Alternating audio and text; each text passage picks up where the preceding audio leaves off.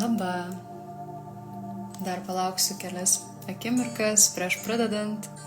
Smagu matyti jūs renkantis. Labai gerą pirmą darau live, tokį pranešusį iš anksto Instagrame. Dažniausiai live'us darau Facebook'e arba privačioje grupėje. Gera, kad jungiatės. Labai smagu jūs matyti. Tai dar kelias akimirkas. Pasisveikinkit komentaruose, kas žadat likti, kad žinočiau, su kuo kalbėsiu. Būtų labai gera turėti tokį kaip pokalbį. Nesupratusi tiesiog viena kalbėtis be grįžtamojo ryšio, tai jeigu galite, tiesiog parašykit, pasisveikinkit komentaruose. O, aš čia galiu jums pamojuoti. Dar porą akimirkų. Sveika, Sandra. Ačiū, kad prisijungiai. Parašykit, kas ketinat pasilikti, su kuo turėsiu šiandieną pokalbį. Sveika, Jolanta. Žinau, kad pradžia yra tokia lėta įsivažiavimui. Sveika, Indra. Kad visos susijungtume, kaip tarsi būtume gyvam renginy, kaip esam pripratę. Nesu pripratus kalbėti live viena, pati su savim, tai tikiuosi, kad komentaruose jūs mane palaikysit ir parašysit savo klausimus, pastebėjimus. Sveika, Igne, Miglė. Ir tikiuosi, kad atspindėsit tai, ką girdit. Šiandieną noriu sukurti tokią kaip moterišką erdvę mums, pasikalbėti svarbiom temom apie moteriškumą, apie moterišką energiją. Šiek tiek norėsiu pasidalinti ir iš savo kritiško proto, kam iš viso kalbėti apie tą moterišką energiją ir kodėl aš iš viso darau tai, ką darau, kodėl aš rengiu renginius moterų bendruomeniai ir šiaip pakalbėsime apie tokį konstruktą kaip moteriškumą, tai kurios ketinat pasilikti, pamojuokit, parašykit labas, kad žinočiau, su kuo turėsiu pokalbį šiandieną. Taigi, pirmiausiai labai džiaugiuosi, kad susirinkom ir tos, kurios susirinkot, labai norėčiau pakviesti jūs tiesiog akimirkai čia su manimi pabūti, patraukti visus darbus į šoną, sugrįžti į savo kūną ir kelis kartus užmerkus akis įkvėpti ir iškvėpti. Iškvėpimu šiek tiek labiau atsidusti ir iškvėpti su garsu. Ar galim tai padaryti kartu? Įkvepiam. Iškvepiam, paleidžiam žandikaulį, paleidžiam įtampas, leidžiam iškvepimu per visą kūną nueiti įtampam iš galvos per padus į žemę. Dar porą kartų.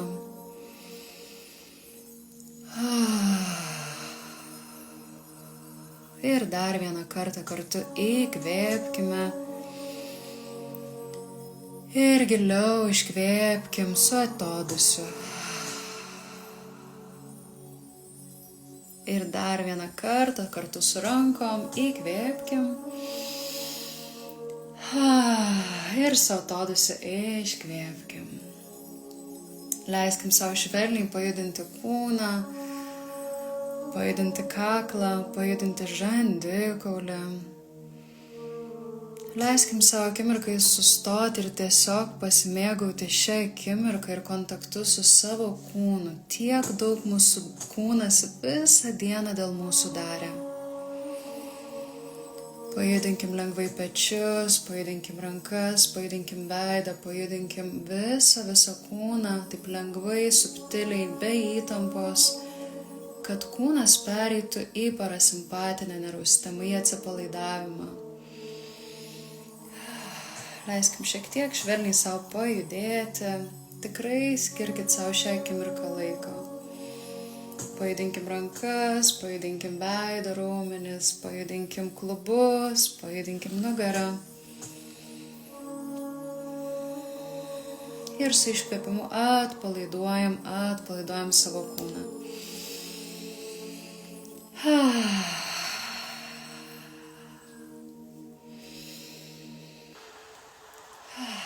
Labai gerai. Ir dabar įkvėpkim per šalis ir iškvėpkim žemyn.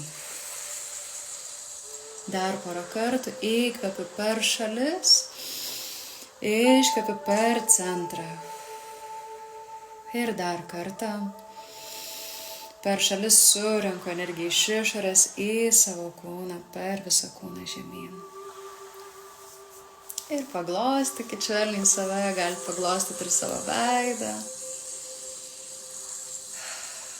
Dažniausiai žvilgsnis, veidas pasikeičia tik nuo to, kad tiesiog skiriam akimirką savo kūnui. Ačiū Jums. Kviečiu atmerkti akis arba pasilikti užsimerkus, jeigu patogiau. Parašykit, kaip jaučiatės dabar, kaip Jūsų kūnas, kaip Jūsų būsena, kokios emocijos šiuo metu. Parašykit komentare, kaip Jūs jaučiatės. Nes dažnai mes pamirštam savęs paklausti, o kaip aš jaučiuosi šią akimirką. Tikrai paklauskit savęs, kaip aš jaučiuosi. Ar galbūt yra kažkur įtampa krūtinėj, galvoje, pilve, ar kūnas visiškai atsipalaidavęs ir energija teka tolygiai per visą kūną. Simona rašo atsipalaidavimas, lengvumas, ramybė. Jeigu galit savo, pirmiausia įsivardinkit, kaip jaučiuosi šią akimirką. Šią akimirką nereikia niekur eiti, niekur bėgti. Šitas laikas yra mums pabūti apie save. Ir jeigu galit, parašykit komentaruose, kaip jaučiasi Jūsų sistema, ar energija teka laisvai, ar kažkur stringa, ar yra kažkur įtampų šiuo metu kūne. Smalsiai, energingai, šiek tiek įtampos pečiuose, bet mintis ramios. Super, Ernesta. Jeigu įtampas pečiuose, tikriausiai daug nešėjai šiandien ar ne, priimk tai, leisk tam būti su meile, su apkabinimu, tiesiog nesipriešinant. Labai dažnai bandom pakeisti savo būseną, išprievartauti save į ramybę, išprievartauti save į kažkokią tai kitą būseną, negu jaučiamės tuo metu. Ir paslaptis yra tokia, aš dirbu su klientais kiekvieną dieną, su moterim kiekvieną dieną.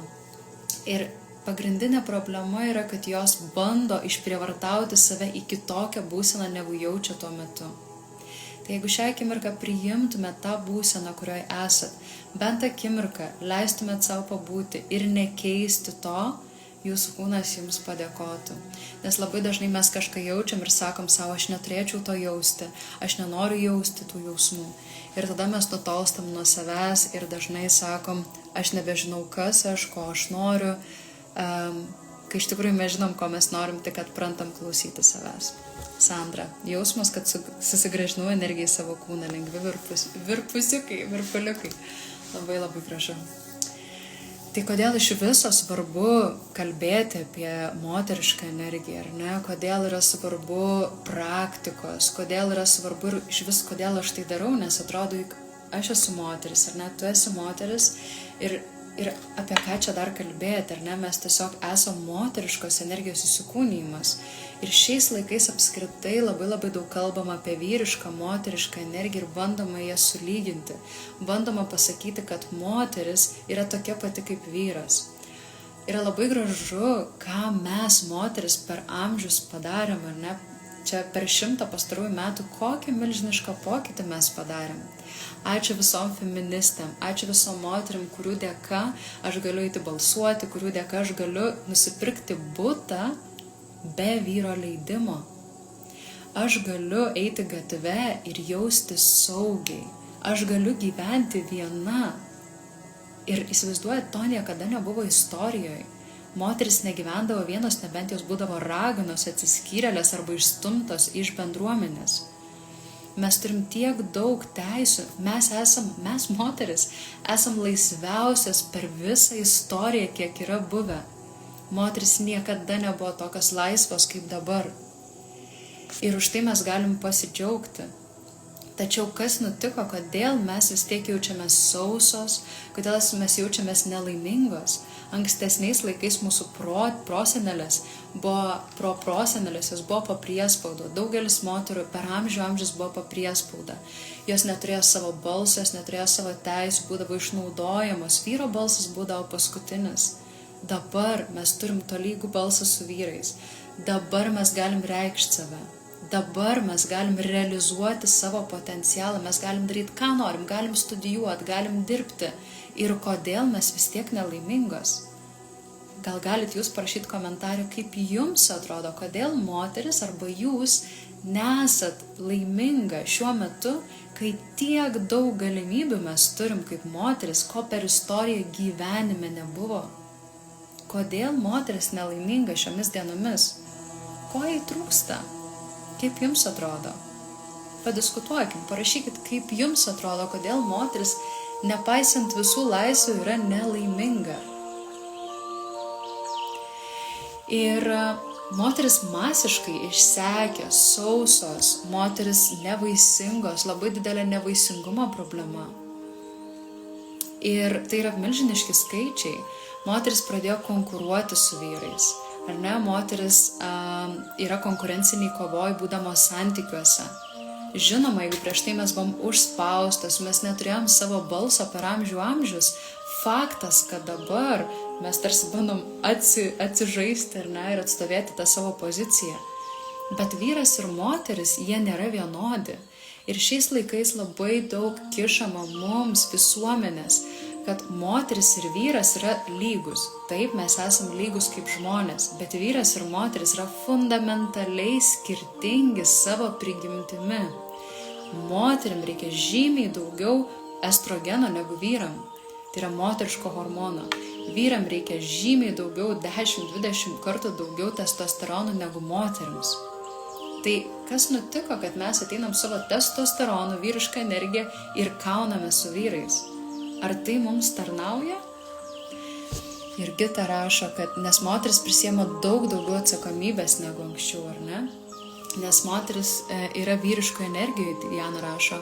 Ernesta rašo, laimė senka, kai daug lyginimosi, daug reikalavimų, mažai pauzių ir atsipalaidavimo, įsiklausimų. Su visu tuo sutinku, dėl atsakomybių, ar ne, mes kovojam už laisvę, bet dabar mes save įkalinam, ar ne, įsivaizduokit, mes kovojam už tai, kad galėtume dirbti, kad galėtume rinktis, ar ne, ar mes norim būti su vaikais, ar norim eiti darbą, ar norim save realizuoti, bet nutiko taip, kad mes pačios save įspraudėm, ar ne, kad mes turim auginti vaikus, tada eiti į darbą, tada dar gaminti maistą, tada dar vyrui atiduoti duoklę, ar ne, ir tada dar savo artimiem tėvam, artimiem dar juos prižiūrėti, ar ne, moteris turi begalę atsakomybę šiuo metu ant savo pečių. Ir dėl to mes jaučiamės nelaimingos. Ir noriu pasakyti jums vieną labai svarbų dalyką. Dažnai pas mane į sesijas ateina moteris ir sako, man trūksta moteriškos energijos. Ką man daryti? Aš noriu jaustis labiau moteriška, labiau lengva, labiau tokia taki. Ir aš pradedu klausinėti apie jos gyvenimą. Ir ta moteris man pasakoja. Aš turiu vaikus, turiu paskolą, turiu namą, kurį turiu išlaikyti, turiu mamą, kuri guli ant patalo ir vyras, kuris mane paliko, ir paliko mane finansinėse skolose, pavyzdžiui. Tai kaip jūs galit būti moteriško energijoje, nes moteriška energija atsiskleidžia tik tada, kai yra saugu. Kai moteriai yra nesaugu, pas ją išsiskiria kortizolis ir testosteronas. Testosteronas moteriai suteikia energijos veikti, daryti, nugalėti ir tai yra nuostabu. Bet kai tai yra nuolatinis procesas, kai moteris nuolatos yra testosterono veikiama, jos hormonų balansas išsikreipia. Atsiranda plaukuotumas, atsiranda balsas žemesnis, ar ne, atsiranda daug spaudimo, atsiranda nepasitenkinimas gyvenimo, labai daug racionalaus proto, moteris sako, kam tos moteriškos praktikos, reikia eiti uždirbti pinigų, man tai nieko neišspręs, ar ne, aš tiesiog turiu eiti ir daryti ir tiesiog labai daug tokio veiksmo energijos, kuri taip pat išbalansuoja ilguoju laikotarpiu.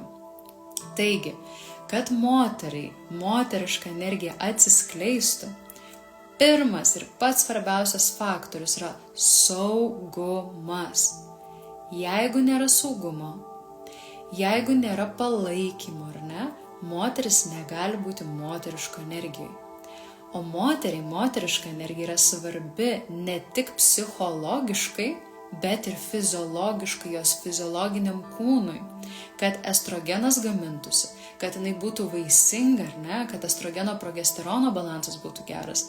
Moteriai yra be galo svarbu ne tik psichologiškai, bet ir fiziologiškai palaikyti moterišką energiją. Bet jeigu moteris nuolatos eina, daro, veikia ir aktyvi, viskas yra gerai, bet ar jinai turi laiko atsiduoti, pasiduoti, priimti, būti palaikoma, išlaikoma, ar ne, būti moteriško energija, kuri yra priimanti. Moteris niekada nesijaus pilnai gerai, jeigu jinai nėra priimančia energijai bent retkarčiais. Nes tiek moteris, tiek vyrai turi vyriškos ir moteriškos energijos balansą. Kiekviena iš mūsų esam skirtingo archetipo moteris. Vienos moteris yra labiau aktyvios ar ne, einančios į išorę, daugiau karės archetipo arba kalės archetipo, laukinės moters archetipo, ar ne? Tos moteris turi šiek tiek didesnį vyriškos energijos, jeigu paimtume taip, kad yra baterija, tai sakykime pas juos vyriškos energijos yra, tarkim, 60%, 40% yra moteriškos. Jeigu moteris yra labiau mergaitės archetipo, daugiau dievaitės archetipo, daugiau tokia minkšta, švelni, šiek tiek melancholiška, romantiška, pas ją ta baterija bus gal 70% moteriškos ir 30% vyriškos. Bet tai nereiškia, kad moteris, pas kurią daugiau vyriškos energijos, kad jinai ir nėra moteriška. Viskas yra apie balansą, ar ne? Ir labai svarbu suprasti, koks yra jūsų archetipas. Gal jūs esat moteris karė, gal jūs esat laukinė moteris, kuri turi daug aktyvios energijos ir viskas su tuo gerai. Tik tai klausimas, kurioje vietoje jūs prisileidžiat, priimat ir įsileidžiat vyrišką pagalbą. Vyriška nebūtinai reiškia iš vyro. Vyriškas konteineris arba talpa yra būtina, kad jame saugiai jaustųsi moteris. Sau talpą vyrišką mes taip pat galim suteikti. Ar ne? Tai nebūtinai turi būti vyras. Bet kai aš atsigulu ant sofos, pailsėti po dienos darbų, sofa yra mano vyriškas palaikymas, vyriškas suportas, kuris mane išlaiko tuo metu ir aš galiu ilsėtis, aš galiu būti pasyvume, kas yra moteriška energija. Bet, kaip ir minėjau, mes moteris nesam vien tik moteriška energija, mes turime ir vyriškos energijos ir tai yra visas grožis. Kitaip mes būtume nuleipusios, gulinčios ant lovos, nesugebančios pasidaryti valgyti, kažkokios amebos, kurios pačios su savim tik tai, ar ne? Taigi, labai svarbu suprasti, kad, pavyzdžiui, dabar, kai aš sėdžiu ant kėdės, kai aš atsiremiu, aš esu moteriško energija, jeigu įsisąmoninu, kad mane palaiko kėdės atlošas. Nereikia ieškoti visada žmonių ar vyrų, kurie jūs palaikys, išlaikys, suteiks saugumą. Kėdės, stalai, butas, mašina yra vyriškas saugumas, ar ne? Tai yra struktūra, kurioje, jeigu mes įsisąmoninam, galim jaustis saugiai ir galim jaustis moteriškos. Mums nereikia laukti specialių sąlygų, mums reikia atsiminti, kad čia ir dabar yra sukurta materija mums moterims, kad mes galėtume jaustis saugiai, aprūpintos ir turėtume į ką atsiremti. Taigi vyriška struktūra yra tai, į ką mes remiamės. Tai net ir daiktai yra tai, kas gali padėti mums išskleisti mūsų moterišką energiją. Taip pat žmonės, ar ne, kai aš paskambinu draugiai, pasipasakoti, kaip aš jaučiuosi, ar ne, kas pas mane vyksta, aš esu moteriško energija, nes aš nueinu į savo jausmų pasaulį, aš dalinuosi, kas mano viduje vyksta. Kokia yra problema? Daugelis moterų gyvena išoriai, energija yra sutelkta į išorę. Apie tai kalbu kurse energetinis intelektas, ar ne? Daugelis moterų yra išoriai. Ką mano vyras pasakys, ar ne? Kas mano vaikais daros, reikia tą, reikia aną, reikia trečią. Išmėto savo dėmesį būnant išoriai. Tampa super mamytėm, tampa labai rūpestingo moterim, ko pasekmė yra išsekęs kūnas ir nebejautimas savęs ir savo kūno pojūčių. Mums yra be galo svarbu turėti balansą tarp išorės ir vidaus. Daugelis moterų, kurios ateina pas mane, yra didžiaja dalim išoriai. Ir tada jos jaučia sausos, išsekę, nelaimingos, nežino, ko nori, nežino, kaip jos jaučiasi iš tikrųjų, ateina į sesijas ir tiesiog verkia arba yra užkietėję ir visiškai neturi kontakto su savo jausmais, dėl to, kad išoriai yra visas dėmesys apie kitus. Ir tada nejaučiu nieko apie save. Taigi, pagrindinis momentas yra koks: susigrąžinti dažniau dėmesį iš išorės į vidų. Čia yra saugumas, čia yra kūnas. Kūnas kiekvieną akimirką kaip struktūra, kaip vyriška struktūra, kiekvieną akimirką dėl mūsų tiek daug daro. Ir čia yra struktūrai, ką jūs galite atsiremti, kad suteikti savo saugumą. Saugumas ne vien tik yra išoriai, saugumas yra ir šiame kūne. Šis kūnas tiek daug dėl jūsų daro kiekvieną akimirką be jūsų sąmoningo įsikišimo. Kas gali būti saugiau, negu atsiremti į savo fizinį kūną, kuris padarys viską, kad jūs išgyventumėt.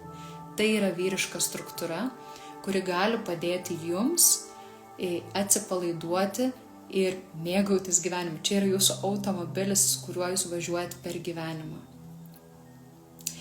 Taigi, ką noriu pasakyti, kad moteris gali būti moterim tik tada, kai yra vyriška struktūra, kuri palaiko moters minkštumą. Vyriška energija yra aktyvumas, saulė, veikla, ar ne? Moteriška energija yra pasyvumas, priėmimas, atsiverimas, jausmai, buvimas, neveikimas. Ir nėra tikslas mums tapti moteriško moterim, kuri tik tai pasyvi, guli ant sofos ir nieko nesugeba. Moteriška moteris gali būti tik tada, kai yra vyriška struktūra, ją palaikanti, kai yra saugumas.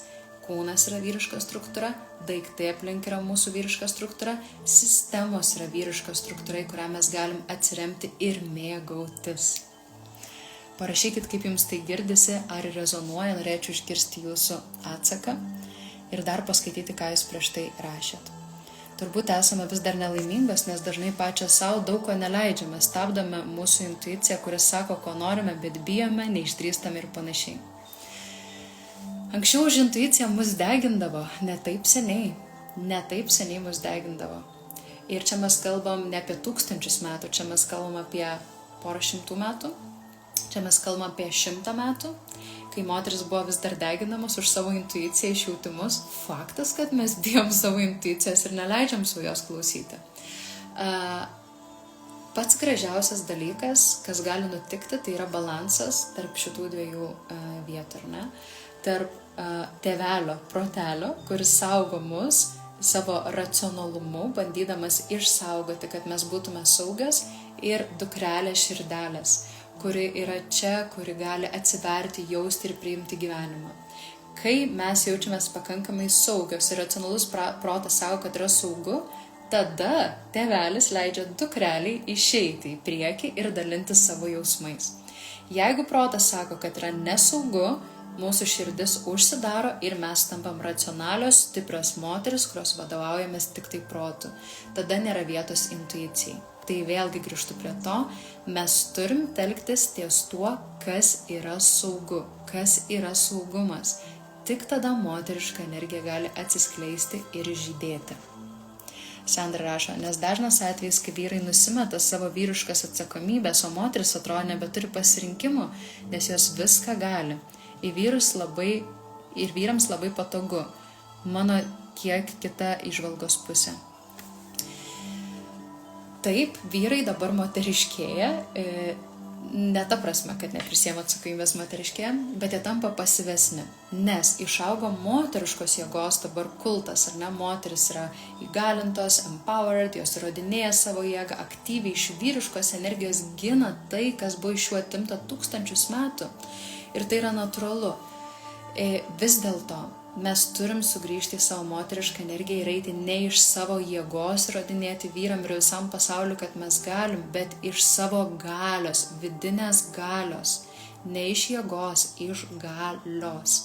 Ir dėl ko šitą laivą pavadinau sielos kelionė per moterišką kūną. Mielosios, jūs gavot šį kūną, šį aparatą, šį automobilį, kuris veža jūs per šį gyvenimą. Tai yra moteriška energija, tai yra moteriškas kūnas. Mes galim dabar šiais laikais kalbėti apie įvairias socialinės lytis, bet aš esu tokia konservatoriška, senovinė, man patinka evoliucinė psichologija, man patinka tai, kas 1000 metų vyko, ar ne, tai yra mūsų kūnas vystėsi 1000 metų, vyriškas ir moteriškas, ar ne, toliau socialinės lytis yra tai, ką mes pasirinksim. Mano požiūris yra, kad jeigu aš gimiau moters kūne, nes kai kurios iš jūsų manęs klausėt klausimuose mano stories, kaip aš matau moteriškumą, kas man yra moteriškumas. Man moteriškumas yra pirmiausiai mano fizinė lytis. Ar ne? Jeigu aš gimiau moters kūne, aš turiu išmokti būti moterimi. Aš turiu įsitikinimą, kad moteris tai yra būtybė, kuri įvaldžiusi vyrišką energiją ir gimsta moters kūne, kad patirtų ir išmoktų, ką reiškia būti moterimi. Mes iš prigimties nebūtinai esame moteriškos. Mes gimėm įvaldyti šį nuostabų įrankį, šį nuostabų automobilį, kuris veža mus per gyvenimą. Tai reiškia, kad jeigu aš gimiau moterim, aš turiu atsižvelgti į savo moteriškus hormonus, aš turiu atsižvelgti į savo kūno trapumą, subtilumą, išjautimą, visai kitokius procesus smegenyse, ar ne, visai kitokią subtilesnę nervų sistemą, kuri sukurta tam tokia, kad aš galėčiau išgirsti kūdikio bet kokį krustelėjimą ir atliepti jį, kad aš galėčiau suprasti, empatiškai išjausti, ko kūdikėliui reikia, kad galėčiau atliepti į tai. Aš esu sutverta tam. Mano pasirinkimas, ar gimdysiu vaikus ar ne, visiškai ne apie tai. Bet jeigu aš gimiau moters kūne, aš mokausi būti moterimi. Jeigu vyras gimsta vyriškam kūne, jis mokosi būti vyru. Ir mano požiūris yra toks. Jūs galite turėti savo požiūrį, mano požiūris yra apie moteriškumą toks ir aš jo laikausi. Jeigu jūs turit kitokį požiūrį, turit daugiau galbūt feministinį požiūrį, socialinių lyčių ar ne pasirinkimo požiūrį, aš gerbiu jūs. Vis dėlto mano požiūris yra, kad pirmiausiai mes esam mūsų kūnas ir kai mes, nes nesam mūsų kūnas, bet dalis mūsų yra mūsų kūnas. Ir kai mes sugrįžtam į kūną ir sugrąžinam jį į harmoniją, mes jaučiamės gerai. Ir kai sakot, kad vyrai neprisiema vyriškos atsakomybės, klausimas, ar mes netimam iš jų tos atsakomybės. Čia yra stiprus klausimas mums. Ir aš esu už tai, kad pirmiausiai pasižiūrėti į save, nekaltinti savęs, nesmerkti savęs, jeigu turim tai, ką turim gyvenime ir turim vyrus, kurie neprisiema atsakomybės. Bet pažiūrėti, galbūt galėčiau daugiau tos atsakomybės atiduoti aplink esantiem vyram, jeigu jaučiuosi, kad man to trūksta tos energijos vyriškos palaikomos. Labai nauja ir įdomu. Džiaugiuosi, ačiū Diana, Simona, labai viskas rezonuoja, dėkinga jaučiuosi. Labai ačiū Jums grįžtamą ryšį, man tai yra svarbu dalinantis, kad mes būtume on the same page, tame pačiame. Jolanta, saugumas labai svarbus tam, kad galėtume išjausti ir leisti intuicijai vesti. Taip, ir kaip ir jau kalbėjau, pirmiausiai sugrįžtam į kūną, nes kūnas yra vyriška, tai reiškia struktūra, kuri padeda mums atsipalaiduoti. Saulė, man kyla mintis, pasidalinu, ar galima kalbėti apie saugumo jausmą, jei nėra ekonominio saugumo užtikrintumo, ar įmanoma susikurti tą saugumo pojūtį ir be finansinio stabilumo ir nepriklausomybės. Faktas, kad galima, labai geras klausimas. Mano pačios kelias gyvenime yra daug per dvasinį savęs pažinimą, per dvasinį aspektą. Eiti į dvasingumą yra prasminga tada, kai mes susitvarkę esam savo finansinį gerbuvį ar ne savo materialų stabilumą. Vis dėlto pažįstu labai daug moterų, verslių moterų, labai nemažai mano sesijose yra verslių moterų, man labai patinka dirbti su jom, nes jos turi savyje stiprią vyrišką energiją, kuris sugeba siekti tikslų, sugeneruoti resursus ar ne pasiekti rezultatų, bet jų moteriška pusė kenčia. Jų moteriška pusė, jų jausmų pasaulis, santykio su vyrais nėra arba jis greitai baigėsi, nes viskas yra per racionalų protą, per apsimoka, neapsimoka, per vertinimą, kritiškumą ir to moterim reikia.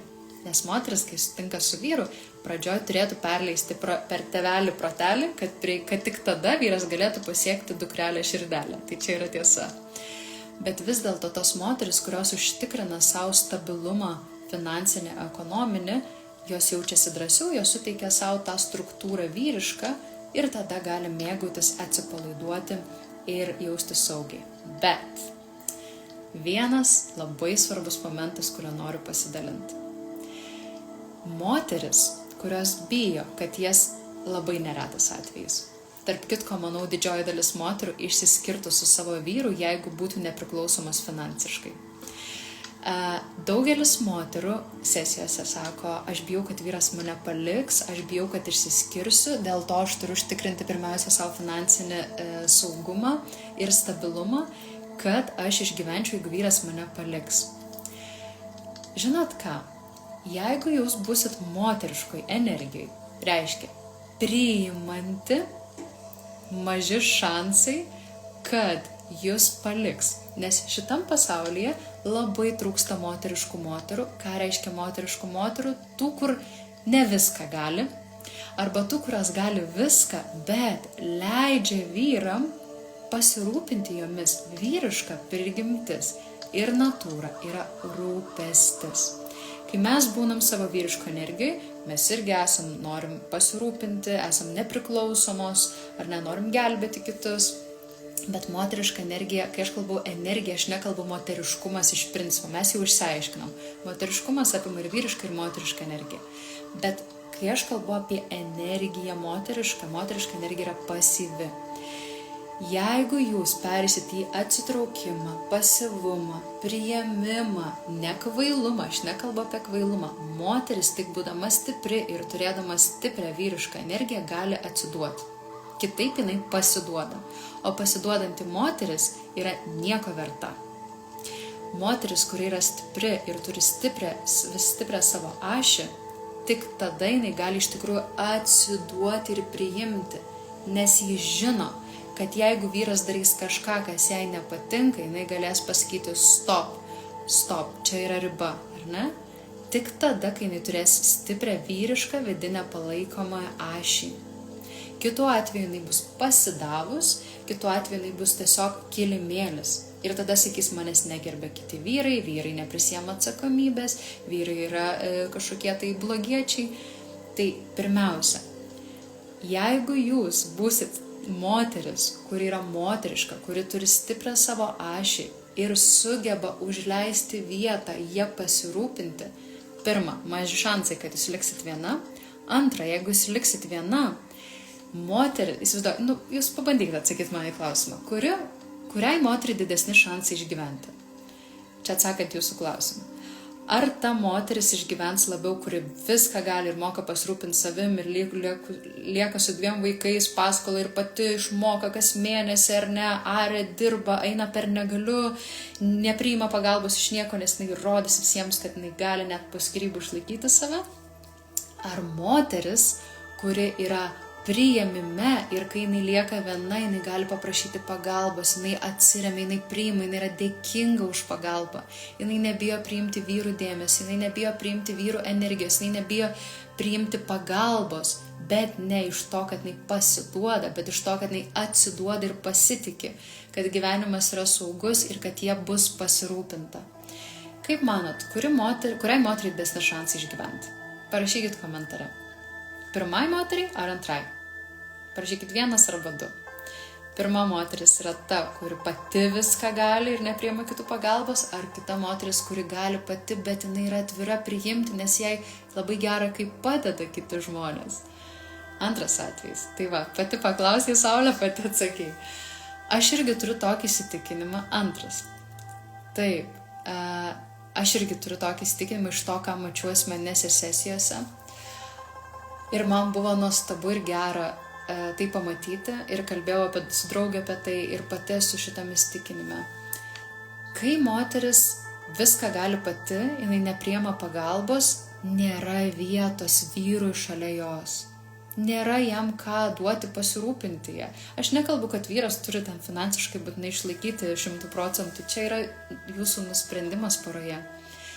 Faktas, kad finansinis saugumas suteikia moteriai saugumo ir tada jinai gali atsiskleisti, atsiverti, mokytis ar needukuoti save, ar ką nori tuo užsimti. Ir svarbu tuo pasirūpinti. Bet klausimas, kokiu būdu, ar per negaliu dirbti, belė dirbti, ar ne? Ar šiais laikais, kai turint pasą, mes bet kuriuo atveju išgyvensim, ar šiais laikais mokytis grįžti į moterišką energiją, kuri yra tokia reta ir kuri yra tokia skani ir kurios yra išalkę ne tik vyrai, bet ir moteris ir vaikai, kai moteris yra jauki, priimanti, pas ją yra vietos prieiti prie jos, kuri nėra vis laik išoriai aiškinanti, reguliuojanti, vadovaujanti ar ne iš baimės ir iš viso ko bandydama sukontroliuoti išorę, dirbti, nes reikia ar ne, jau tada išsekusi, neturėdama energijos grįžta namo, tada sako, nėra jokio sekso intimumo su vyru. Iš kur jisai bus, jeigu jūs gyvenat išgyvenimo režime? Mano nuomonė, kad moteris, kuri moka prašyti pagalbos, moteris, kuri geba ir mėgaujasi priimdama pagalbos, visada išgyvens žymiai lengviau negu moteris, kuri viską gali pati ir kuri nieko nepriima iš kitų. Tai mano atsakymas toks, Saulė, į tavo klausimą. Aišku, finansinis saugumas suteikia erdvės, tai yra ta struktūra, kurioje moteriška energija gali skleistis, bet nebūtinai moteris turėdama pinigų grįžta į moterišką energiją, tikrai nebūtinai, iš savo klienčių pavyzdžių galiu pasakyti, ir didesni šansai išgyventi yra moteriai, kuri moka priimti.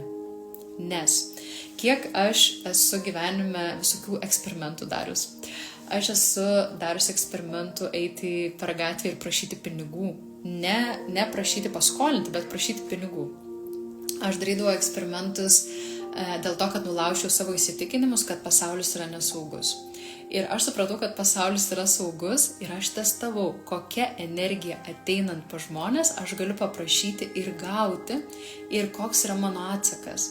Kai aš esu priimančioje energijoje, pas mane yra toks milžiniškas dėkingumas, kai kažkas kažką dėl manęs padaro, aš tiesiog noriu apsiverkti, nes yra taip gera, aš net dabar graudinuosi, nes yra taip gera, kai kažkas gali manim pasirūpinti, kai aš paprašau arba net neprašyti, aš tiesiog esu atviroje energijoje ir pas mane yra vietos prieiti, ar ne?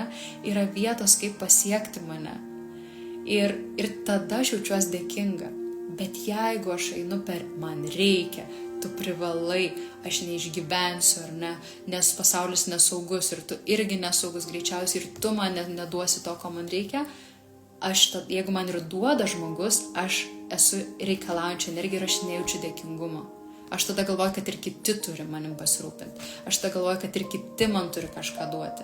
Ir tada aš esu reikalaujančiai trūkumo energija, esu išoriai, nesu jokioje moteriško energija, esu išgyvenimo pirminiuose instinktuose. Ir tai nėra apie saugumą, tai nėra apie moteriškumą, tai nėra apie buvimą iš širdies. Kai reikalauju, niekada nesijaučiu dėkinga.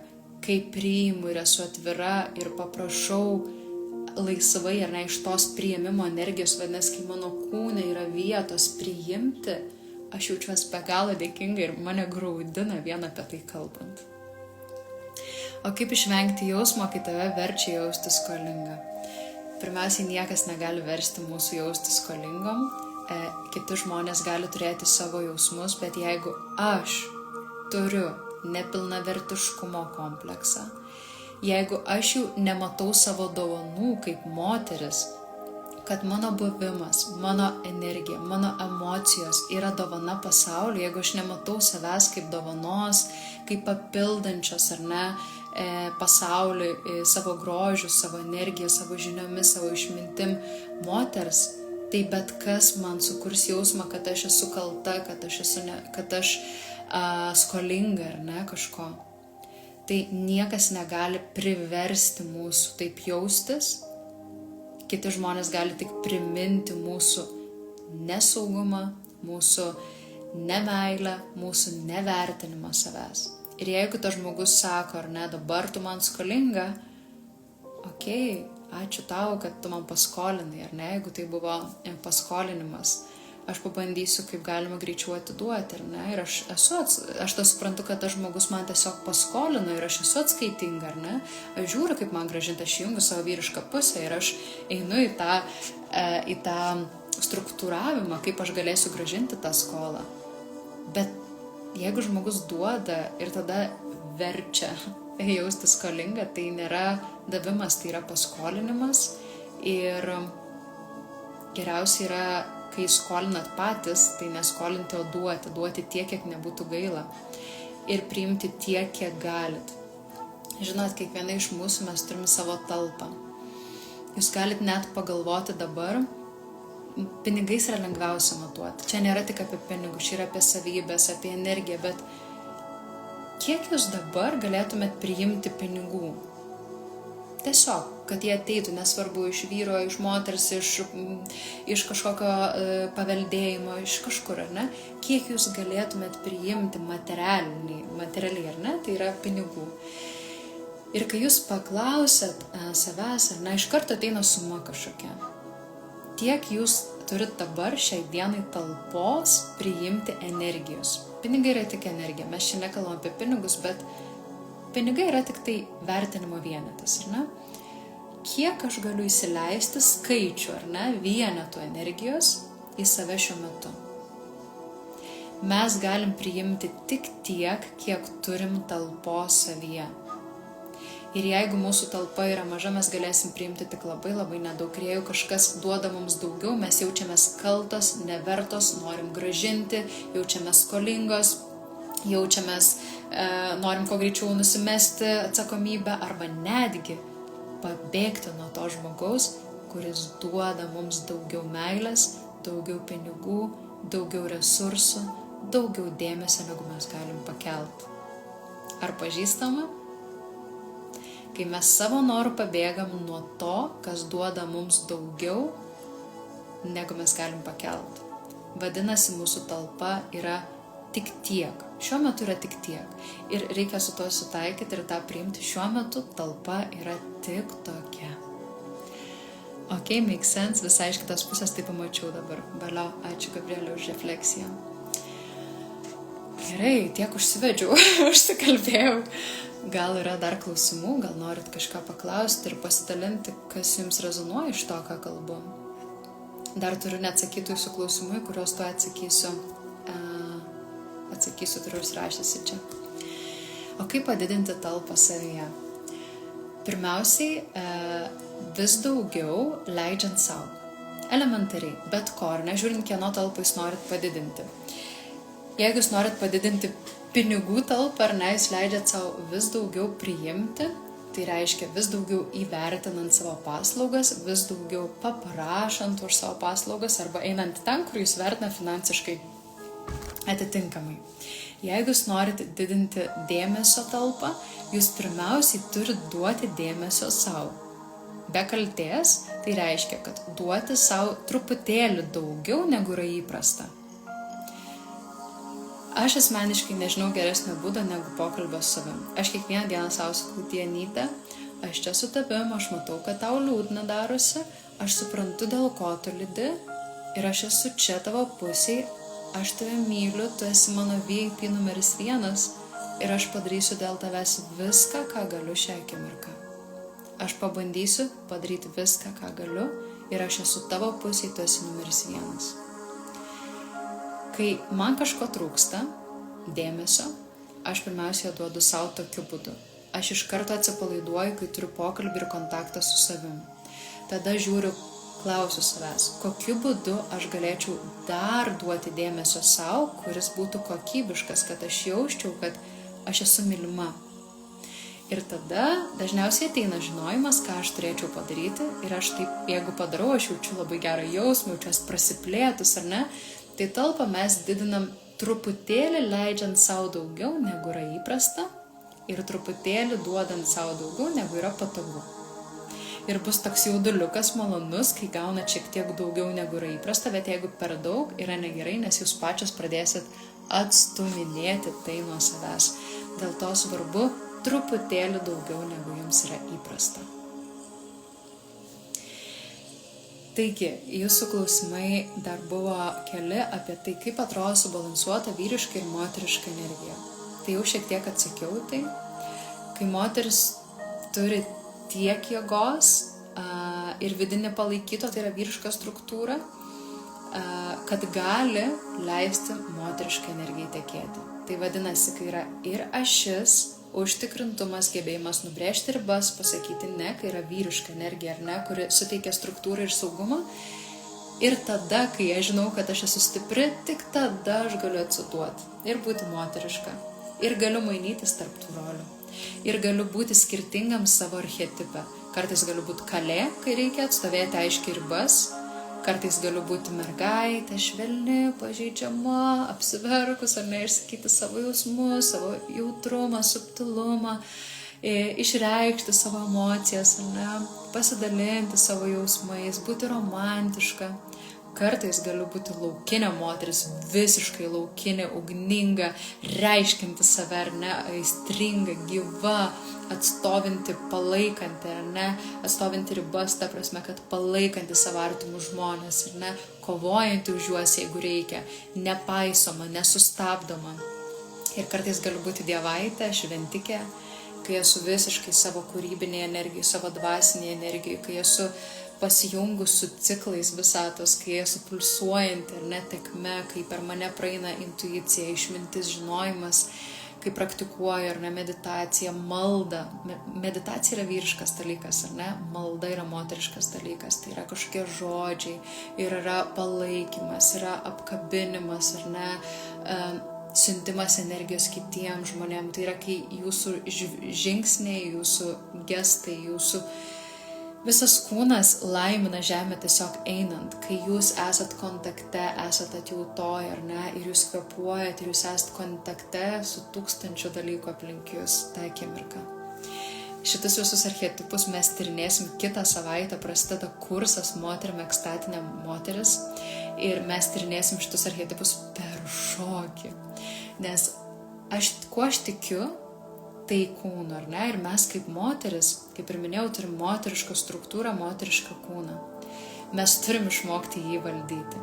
Moteris, kuri neįvaldžiusi kalės archetipo, neturės tos stiprios savo ašies. Moteris, kuri įvaldžiusi stipriai laukinę moterį, jinai bus nepriklausoma, bet jinai nesugebės susijungti savo subtilumu, savo jausmais, ar ne, savo pažeidžiamumu. Moteris, kuri turi labai daug dievaitės energijos, ar ne, jinai yra tokia orinė, jinai nesugebės užmegzti santykių čia ir palaikyti santykių žemiškai platmei, pasirūpinti žemiškais dalykais. Todėl mes turim būti kuo universalesnės, kuo įvairesnės, kad jaustumėmės gerai. Ir mano kursas šitas bus gyvai, atsakant jūsų klausimą, Kaune kitą savaitę. Neįmanoma to padaryti nuotoliu, nes tai yra per kūną patyrimas, kaip mes išjaučiam, iššokam, aš vedu jūs per tai, nes aš pati esu praėjus labai daug kūno praktikų ir šitus skirtingus archetipus įvaldžius. Mes daužom pagalves, ar ne, mes švelniai glostant save šokam, mes palaikom vieną kitą. Seminaruose mes uostom įvairius kvapus, kad eitume į pojūčius ir net dabar šiurpstu pagalvojus, nes tai yra taip sakralu, taip gilu, taip jautru, kai moteris susirenka palaikyti vieną kitą bendruomeniai, kai moteris susirenka išjausti tuos skirtingus archetipus per savo kūną, kai atsiranda jėga, kai moteris, kuri bijojo savo balso, leidžia savo užsirėkti, kai moteris, kuri neturėjo kontakto savo subtilumu, apsiverkia kartais ar ne, apsikabina kitą moterį, žiūri ją į akis ir sako ačiū tau. Ir tai yra taip gražu, tai yra toks procesas, kurio į nieką neiškeisi. Tai yra tas gylis, kai moteris susirenka pabūti bendruomeniai. Šiais laikais yra labai stiprus vienišumo kultas. Mes esam tokie vieniši. Aš budžiu kartais emocinės paramos linijai, man skamba žmonės tiesiog pasišnekėti, nes jaučiasi labai vieniši. Aš konsultuoju žmonės ir jie jaučiasi tragiškai vieniši ir tas vienišumas žudo juos iš vidaus, iš gilumos, labai lėtai, chroniškai žudo. Ir kai mes moteris susirenkam, susitinkam kartu pabūti toj bendruomeniai ir pamaitinti vieną kitą, nes kai mes maitinam vieną kitą, pas mus atsidaro širdies energija, tai yra ta dukrelė išeina, nes tėvelis leidžia, ir tada mes maitindamos kitas pasimaitinam labai daug pačios. Ir jeigu jūs turit vaikų, jeigu jūs esat rūpestingi, jūs žinot, ką reiškia, kai duodi, kiek daug susigeneruoja energijos viduje. Tai net pašiurpus visą esu apie tai kalbant, nes aš tuo tikiu ir aš žinau, kaip tai yra stipru. Aš pati praėjau labai daug savęs atskleidimo per kūną. Dėl to skatinu ir jūs, jeigu jūs pykstat, ar ne, pasimkit pagalvę, išsidaužykite tą pagalvę. Jeigu jaučiat, kad yra labai daug pažeidžiamumo, leiskit savo užsikloti galvą, susisukti į pledą ir paverkti. Beje, verkti irgi reikia mokėti. Kad mes išsiverktume efektyviai, mes turim verkti ir neprikūrinėti istorijos, kol verkiam. Kai mes verkiam, mes turim verkti totaliai be jokio buvimo galvoje. Kai mūsų gerklė atsidaro ir mes kriokiam, verkiam, mūsų kūnas paleidinėja įtampas. Ir mes nekuriam, bet dar tas, bet dar anas, mes neprikūrinėjam čia jokio filmo. Mes būnam jausmuose, tada mes esam gyvos. Tada ta energija gali išsivaduoti iš mūsų kūno ir po 5 minučių sakom, kas čia buvo prieš 5 minutes? Aš nebejaučiu nieko, man ramu, neutralu, kūnas atsipalaiduoja, tai reiškia, kad jūs mokat verkti, jeigu jums tai pavyksta. Aš mokiausi verkti. Tai visą tai mes mokomės kursą ir kitą savaitę mes startuojam Kaune 6 susitikimų kursą ir aš nerealiai laukiu. O šį ketvirtadienį Klaipėdoj turėsim moterų ratą, grynai moterų ratą, kur dalinsime savo patirtim, kur eisime minkštumą, tai ketvirtadienį Klaipėdoj, o kitą ketvirtadienį Kaune. Tai tiesiog dalinuosi, jeigu jums pavyks, kad galėtumėt prisijungti ir iš tikrųjų patirti, ką reiškia sauga aplinkoje, kur aš būnu vyru ir suteikiu tą saugią erdvę, būti moterim ir leisti tą energiją laisvai tekėti. Gali rekomenduoti gerų knygų, kurias atradai šiomis temomis. Knygos maitina mūsų protą. Geriausia knyga turbūt ir yra apie moters archetipus, ar ne? Kaip vadinasi, gal jūs priminsite raudoną knygą Laukinė moteris? Ne, kaip jos vardas? Neatsimenu dabar, bet apie moters archetipus, ta raudona stora knyga. Tai va, jinai yra geriausia, nes jinai yra per istorijas, per pasakas. Aš skaičiau knygas, bet jos daugiau uždarė negu atidarė. Mane asmeniškai labiausiai atidarė ir mano moteriška energija, tai yra kitos moteris, kurias aš nurezonavau, kurios tapo manim. Tai yra moteris, kurios įkvėpė savo pavyzdžių ir aš veidrodiniais neuronais, būdama šalia jų, galėjau nusirezonuoti.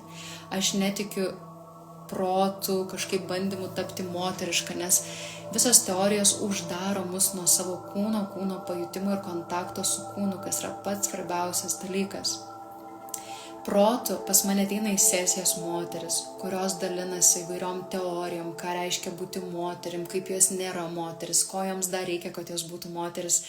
Ir jos tokios nelaimingos ir sausos ir išsakė, kad aš dėl to netikiu tuo momentu, kad jeigu daugiau skaitysiu, tai tapsiu moteriškesnė. Tai ką noriu pasakyti, kad svarbu, atsakant ir Dienos klausimą, kaip pasirinkti, pas ką mokytis, pas ką nori mokytis, tai pirma klausimai yra atsakymas nori, tai turi būti noras. Kitas dalykas, ta moteris turi būti to archetipo, Bėgančios su vilkais knyga. Taip, Bėgančios su vilkais knyga. Ačiū Jums. Tai va, ta knyga yra raudona, didelė stora, kurią siūlau paskaityti. Nes jinai yra per pojūtį, per istorijas, per pasakas. Tai va, tai mokytis jūs turėtumėte iš tos moters, ne iš vyro. Aš labai ilgai mokiausi iš vyro, aš nebenoriu mokytis iš vyrų. Kai mes mokomės iš vyrų, mes einam tą kietą vyrišką struktūrą, pradedam taip sąmoningai gyvenimą žiūrėti, kad mes turim nesuklysti, visada išlikti sąmoningai savo šyje. Moteris yra chaosas, mes kartais verkiam, kartais juokiamės, aš kartais einu gatvę ir verkiu tiesiog viena, arba juokiuosi ir tai yra gyvybė. Ir tada moteris jaučiasi gyva, tada jinai jaučiasi laiminga ir tada visa energija teka laisvai. Tai mokytis mes turėtume iš moterų ir mokytis mes turim iš tų moterų, kurios yra įkūnija tai, ko jums trūksta, tai, ko jums norisi, kuri turi įkūnijusi tas savybės, kurių jūs ilgitės, kur jūs žiūrite tą moterį ir galvojat, aš nežinau, ką tu žinai, bet aš noriu to, ką tu žinai, aš noriu to, kas tu esi. Tai jūs turi kvėpti tas mokytojas, iš kurio jūs mokatės, atsakant į jūsų klausimą. Pasirodo, nemoku verkti be istorijų galvoje. taip, išmokti verkti yra labai svarbu, nes kitaip mes tiesiog prikurnėjom dar daugiau įtampos ir sakom, kad po ašarų nepalengvėja. Moteris yra chaosas. Taip, vyras yra struktūra, aiškumas ir mesgi turim savyje. Aš esu labai struktūruota moteris, pas mane viskas yra struktūruota galvoje, dėl to galiu dirbti terapeutę.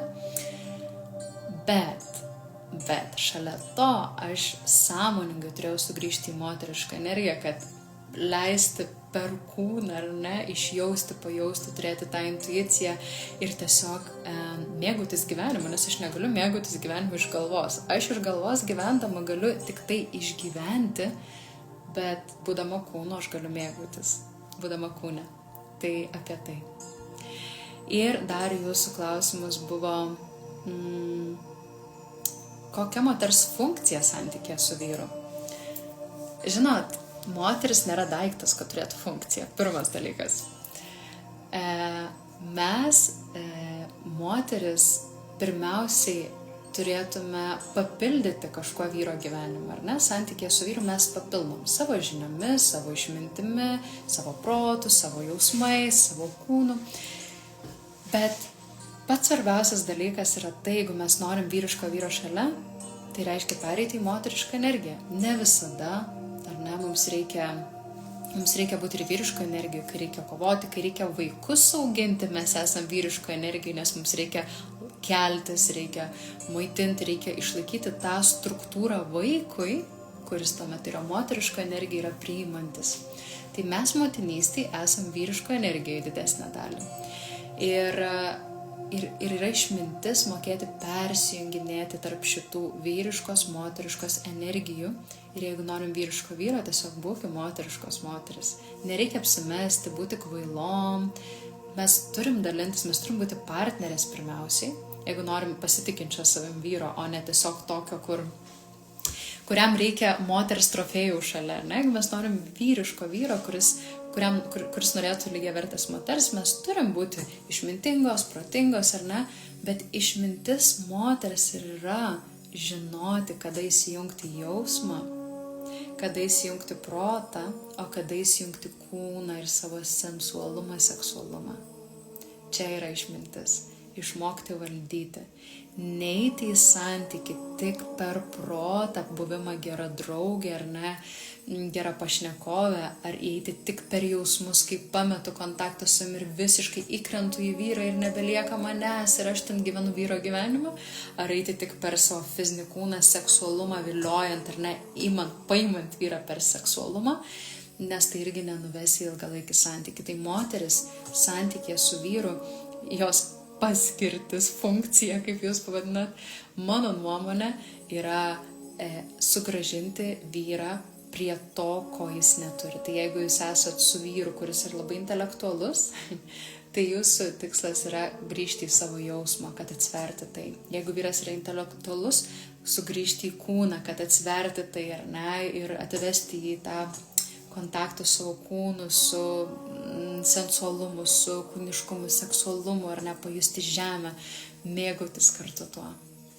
Tai nėra tokio dalyko kaip moters funkcija, bet aš manau, kad moteris kuo pasitarnauja santykiai, jeigu yra moteriška energija įvaldžiusi, tai savo jausmais, kurių neužpilant vyrą, bet pasidalina su juo savo jausminiu pasauliu, savo išjautimu, savo patyrimu, pajutimu ir tuo pamaitina vyrą savo ašrom, savo juoku, savo emocijom, tik atsargiai. Vyrui, kai jūs dalinatės jam apie jį ir iššaukėt savo jausmus, kad jums skauda, kad jisai kažką padarė ar ne, išreiškė tai su pykčiu, su liūdesiu, tai nesukurs santykio. Ten reikia išmokti komunikuoti ir moters išmintis ir moters dovana santykiai ir yra atskirti, kada jungti protą, kada širdį, kada kūną. Tai mano požiūris yra toks. Prišnekėjau daug, jau jaučiu, kad energija senka.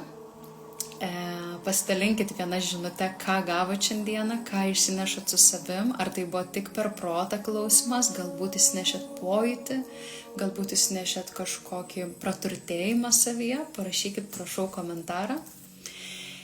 Ir užakcentuoti noriu pasakyti dar kartą, kad ką reiškia moters sielos kelias per moterišką kūną. Jeigu mes turime moterišką kūną, siela pasirinko moterišką patirtį. Ir mūsų užduotis būnant moteriškam kūne yra gyventi iš moteriškos energijos šiek tiek daugiau negu iš vyriškos. Ir tai atnešti į pasaulį, ar ne, išmokti būti moterim. Ir būti moterimi yra dovana visam pasauliui. Nes jeigu jūs esat kontakte su savo pasyvumu, poilsiu, jautrumu, subtilumu, jūs įkvėpsit pasaulį, jūs suteiksit tą pauzę pasauliui, tą gebėjimą sustoti, pasigrožėti. Nes vyriška energija yra aktyvi, į tikslą orientuota, tai nėra apie pasigrožėjimą. Bet jūs, būdama moteriška būtybė, savo moterišku jautriu, subtiliu kūnu, susijungusi su savo kūnu, jūs galite įkvėpti žmonės sustoti, pasigrožėti jūrą, pasigrožėti gamta, pasigrožėti miestu, pasigrožėti tuo, kas supa aplinkui. Ar ne? Ir kai jūs sustojat, jūs esat moteriško energijai. Ir dėl to labai kviečiu nepamesti kūno, nes kūnas visada yra dabartinė, jeigu protas yra prieki ir ateity. Ir tiesiog akimirkom sustot, apsidairyt, pasigrožėt. Ir jūsų šypsena pamačius dabartį yra tas įkvėpimas pasauliui ir jūsų dovana pasauliui, kurią jūs atnešat nuo savęs kaip moteriška būtybė. Tai va, tai tiek užakcentavau. Ačiū labai už komentarus, labai rekomenduoju šį nuostabų kursą, nuostabiausia vedlė, daug kartų praeiti šie archetipai, jie visi tokie reikalingi dienoje, tiek jausmingumas, tiek ašarojimas, tiek stiprybė, tiek pyktis. Taip, Jolanta, ačiū. Jolanta labai daug praėjus pas mane kursų ir iš tikrųjų labai didelis pokytis, kokį aš matau ir grožiuosi kiekvieną dieną matydama ją. Ir tikrai noriu priminti, kad jeigu norit viso to daugiau, viso to, ką kalbėjau, tai tikrai yra geri šansai prisijungti gyvai. Aš tikiu gyvais kursais, pas mane atvažiuoja ir iš kitų miestų, ir iš kitų šalių, nes būtent gyvai tas perdavimas yra stiprus. Ir šį ketvirtadienį mes sutinkam Klaipėdoj, o kitą ketvirtadienį susitinkam ekstatinės moteris kurse Kaune. Lina, jūsų energija labai patinka. Ačiū. Sandra, visapusiška dovana. Sapiegaitė, daugiau jausti ir grįžti į kūną. Vau, koks moteriškumas iš jūsų sklinda. Ačiū, Diana. Daug įsinešiau, ko žodžiai sunku apipasakot. Ačiū. Diana, tu fantastinė moteris, dėkoju. Ačiū tau. Priminė apie moterišką energiją, kaip lengva nuklysti vyrišką ir pamiršti apie moterišką. Ačiū, buvo labai malonu tavęs klausytis ir stebėti. Ačiū tau, Gabrielė. Diana, pasimėgavimo jausmą. Saulė, ačiū Diana, viskas, ką sakai, eina tiesiai į širdį, besiklausant tavęs jaučiu, kaip vidinis jaudulys banguoja, nes vidinė išmintis atpažįsta tai, kuo daliniesi.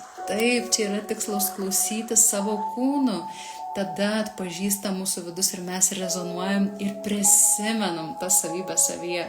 Juk aš nieko naujo nepasakau, gal teorija ir nauja, ar mano įžvalgos yra naujas.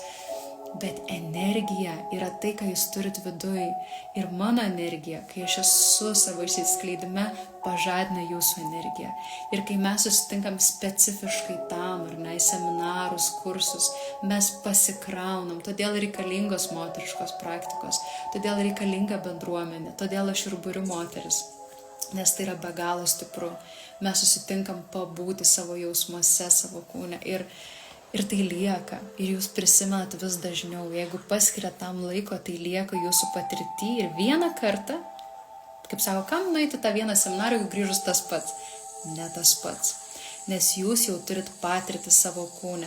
Ir tos patirties niekas neišims. Jūs atsiminėt, ką reiškia būti moteriško energijoje. Ką reiškia tas skonis, tas medus, tas subtilumas, tas švelnumas. Ir to niekas iš jūsų netims.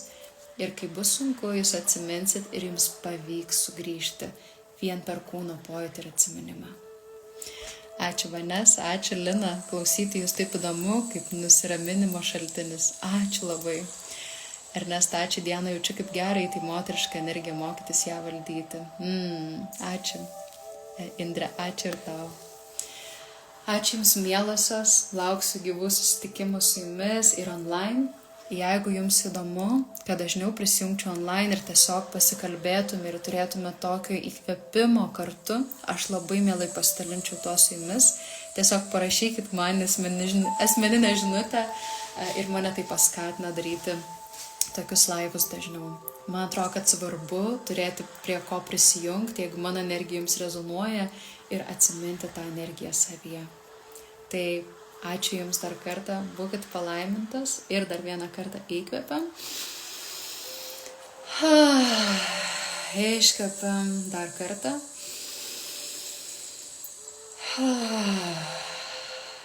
Ir dar vieną kartą paskutinį. Įkvepiam per šalis, pasiražom, atveriam rankas ir sudedam rankas. Ačiū, ačiū, ačiū kiekvienai iš jūsų. Ačiū. Būkit palaimintas ir linkiu gražaus vakaro. Ačiū, kad buvot. Šitą laivą išsaugosiu, jeigu norėsit pasižiūrėti nuo pradžių. Tikiuosi išsaugosiu, jeigu mokėsiu. Ir iki kitų susitikimų. Iki.